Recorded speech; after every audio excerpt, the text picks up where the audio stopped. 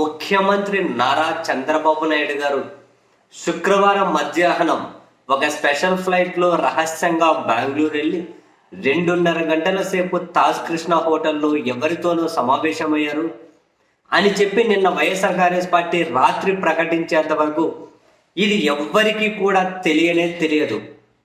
ఒక ముఖ్యమంత్రి వేరే రాష్ట్రానికి వెళితే ఆ వివరాలు కూడా తెలియవు. అయితే ఇప్పుడు వైసీపీ అఫీషియల్గా ఈ విషయాన్ని బయటపెట్టిన తర్వాత తెలుగుదేశం పార్టీ వాళ్ళ అఫీషియల్ ట్విట్టర్ హ్యాండిల్ నుంచి జస్ట్ ఈ ట్వీట్ మీద ఫేక్ అని వేసుకొని సరే వెళ్ళలేదు అని చెప్పి ఏమైనా చెబుతారేమో అనుకుంటే వాళ్ళు ఏమంటారు, జగన్ రెడ్డి అధికారం నుంచి దిగిపోయిన తర్వాత స్పెషల్ ఫ్లైట్లు అన్ని పోయాయి, ఆ స్పెషల్ ఫ్లైట్లు లేకుండా పోయాయి కాబట్టి చంద్రబాబు, లోకేష్, పవన్ కళ్యాణ్ ఎక్కడికి పోయినా స్పెషల్ ఫ్లైట్లు అని చెప్పి తప్పుడు ప్రచారం చేస్తున్నారు అంటున్నారు.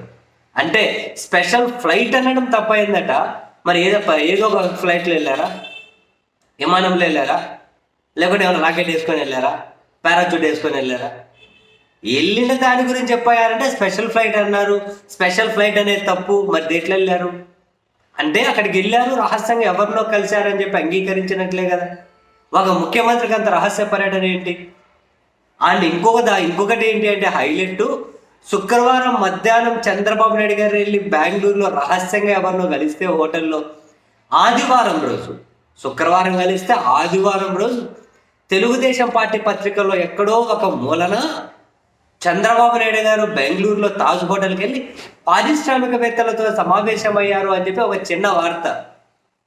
ఒక ముఖ్యమంత్రి వేరే రాష్ట్రానికి వెళ్ళి పారిశ్రామికవేత్తలతో కలిసిన 2 రోజుల తర్వాత ఒక మూల, అది కూడా రహస్యంగా వెళ్ళి కలిశారనే విషయం బయటకు వచ్చిన తర్వాత ఒక మూల వార్త ఎత్తారా? ఎవడా పారిశ్రామికవేత్త? ఏవి ఆ ఫోటోలు? ఒక ముఖ్యమంత్రి వేరే రాష్ట్రానికి వెళ్ళి పారిశ్రామికవేత్తలతో కలిస్తే ఇంత రహస్య పర్యటన ఎందుకు? కామెడీ కాకపోతే అంటే ఏంటి? ఇక్కడ మనకు అర్థమయ్యేది, చంద్రబాబు నాయుడు గారు రహస్యంగా అక్కడికి వెళ్ళి ఎవరినో కలిశారు, ఇది నిజం. కానీ వీళ్ళు దీన్ని ఏం చేయాలో తెలియక, విషయాలు చెప్పలేక ఇప్పుడంతా స్క్రిప్ట్లు రెడీ చేస్తుంటారేమో. 2-3 రోజులు ఆగిన తర్వాత ఈ విషయం మీద ఏదో ఒకటి బయట పెడతారు, అంతా రెడీ చేసుకొని. అంటే రహస్యంగా వెళ్ళారు, కలిశారు అనేది భయంకరమైన నిజం. ఆ నిజం వెనక ఇంకెంత భయంకరమైనటువంటి వాస్తవాలు ఉన్నాయి. అసలు ఎందుకు వెళుతున్నారు వీళ్ళు రహస్యంగా? నారా లోకేష్ 1 నెలలోనే 2 విదేశీ పర్యటనలు రహస్యంగా వెళ్ళడం ఏంది? ఒక్కడే వెళ్ళడం ఏంది? అది పర్సనల్ అనడం ఏంది? ముఖ్యమంత్రి గారు అసలు ఎవరికి చెప్పకుండా వెళ్ళడం ఏంది? అది కూడా తాజ్ హోటల్ ఎయిర్పోర్ట్కి దగ్గరగా ఉంటుంది. బెంగళూరు ఎయిర్పోర్ట్కి దగ్గరగా ఉన్న తాజ్ హోటల్లో కలిసి మళ్ళీ ఎవరికైనా అనుమానం వస్తుందని చెప్పి టకటక హైదరాబాద్కి వెళ్ళిపోవడం ఏంది? ఏం జరుగుతుంది?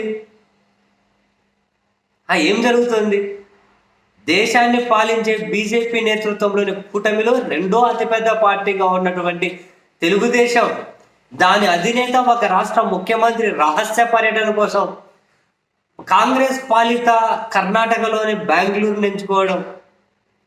రహస్యం కాకపోతే ముందు చెప్పొచ్చు కదా. ఒక ముఖ్యమంత్రి షెడ్యూల్ చెప్పకపోవడం ఏంది? ఏమన్నా జరిగితే, ఏమన్నా అయితే రహస్యంగా ముఖ్యమంత్రి అట్లా వెళ్తారా? ఎవరికి చెప్పబెట్టకుండా రహస్యంగా వెళ్తారా? ఎక్కడికి పోయినా minute to minute schedule release చేయాలి. ఒక రాష్ట్ర మంత్రి విదేశాలకు వెళ్ళిపోతే ఎదురుదాడి చేస్తారు, బూతులు తిడతారు, ఎక్కడికి పోయిందని చెప్పి అడిగితే. ఒక రాష్ట్ర ముఖ్యమంత్రి అట్లా వెళ్ళిపోతే దీనికనే ఎదురుదాడి, ఫేక్ అంటారు. ఫేక్ అనేది ఏంటంట? స్పెషల్ ఫ్లైట్ అన్నందుకు వాళ్ళ కోపం అవుతుందట, ఫేక్ అట. మరి ఏ ఫ్లైట్లో వెళ్ళారు? ప్యాసింజర్ ఫ్లైట్లో వెళ్ళారా? ప్యాసింజర్ ఫ్లైట్లో వెళ్ళలేదు కదా. మరి స్పెషల్ ఫ్లైటేగా, స్వతహాగా ఆయన కోసమైన ఫ్లైటేగా. ఇంత రహస్యం ఏంది? ఏం చేస్తున్నారు? మొత్తానికి ఏదో జరుగుతుంది. ఏం జరుగుతుందో తెలియట్లే.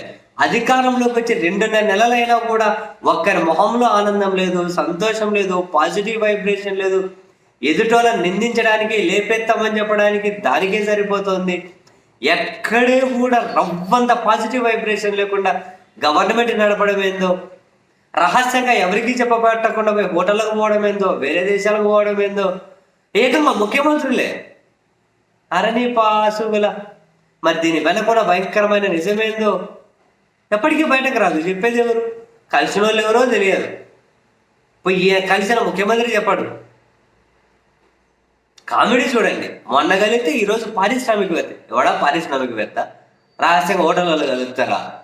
కలిసిన ముందు షెడ్యూల్ ఉండదా? ఒక ప్రోగ్రామ్ ఉండదా? ముఖ్యమంత్రి పోతే ఒక ప్రోగ్రామ్ ఉండదా? ఏం లేకుండా పోయి హోటల్లో మంది అవుతూ కలుగుతారా? ఏమైనా అర్థం పడతాం ఉందా? అరే ఏం జరుగుతుంది? ఇంత దారుణం ఆ ప్రజాస్వామ్యంలో. కట్